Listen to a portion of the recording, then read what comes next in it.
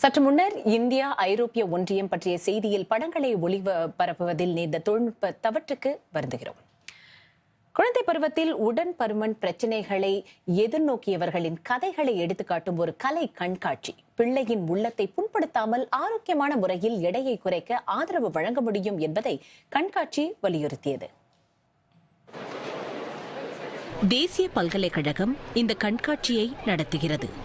Voice என்ற கண்காட்சி சிறுவயதில் உடல் பருமனாக இருந்தவர்களின் அனுபவங்களை கலை வடிவில் கொண்டிருந்தது.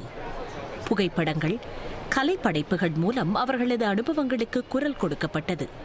இளைஞர்கள் சிலர் தங்களது சிறுவயது சிற்பத்தை வடிவமைத்திருந்தனர். சிறுவயதில் பாதித்த ஒரு சம்பவம் இன்றும் அவர்களின் மனத்தில் படிந்திருப்பதை கலைப்படைப்புகள் சித்தரிக்கின்றன. கண்காட்சியின் ஒரு பகுதியாக கலந்துரையாடல் நடைபெற்றது.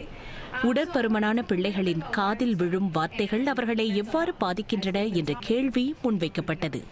ஒருத்தவங்க என்னோட ஃபோட்டோவை பார்த்துட்டு இவ்வளோ குண்டா இருக்க, எனக்கு தண்டை தாய்ஸ் இருக்குன்னு சொன்னாங்க. ஸோ எல்லாரும் சிரிச்சாங்க. அண்ட் அந்த டைமில் எனக்கு ரொம்ப ரொம்ப வருத்தமாக இருந்துச்சு. நான் என்னை பற்றி இப்படி ரொம்ப கீழ்த்தனமாக பேசுகிறாங்க. அந்த சின்ன குழந்தைங்களுக்கு நீங்கள் தப்பாக பேசுகிறீங்கன்னு அவங்களுக்கு தோணாது, அவங்க தப்புன்னு அவங்களுக்கு தோணும். ஸோ அவங்க வாழ்க்கை முழுக்க அவங்க தப்பு, அவங்க உடல் தப்பு யோசிச்சுக்கிட்டே இருப்பாங்க. குழந்தைங்களுக்கு டிஃப்ரெண்ட் ஆக்டிவிட்டீஸ் பிடிக்கும். சில பேருக்கு டான்ஸிங் பிடிக்கும், சில பேருக்கு ஸ்விம்மிங் பிடிக்கும், சில பேருக்கு பேட்மிண்டன், டிஃப்ரெண்ட் ஸ்போர்ட்ஸ் அவங்களுக்கு பிடிக்கும். ஸோ இது மூலமாக மூவ்மெண்ட்டை நாங்கள் என்கரேஜ் பண்ணோம். அதை விட்டுட்டு அவங்க உடலை பற்றி கேலி பண்ணுறதோ இல்லை அவமானப்படுத்துறதோ அது ஒரு குட் அவுட்கம் தேடி கொடுக்காது.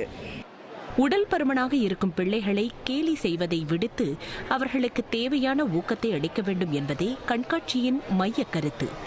கண்காட்சி பிப்ரவரி மாதம் 1 தேதி வரை ஃபூனான் கடை தொகுதியில் நடைபெறும்.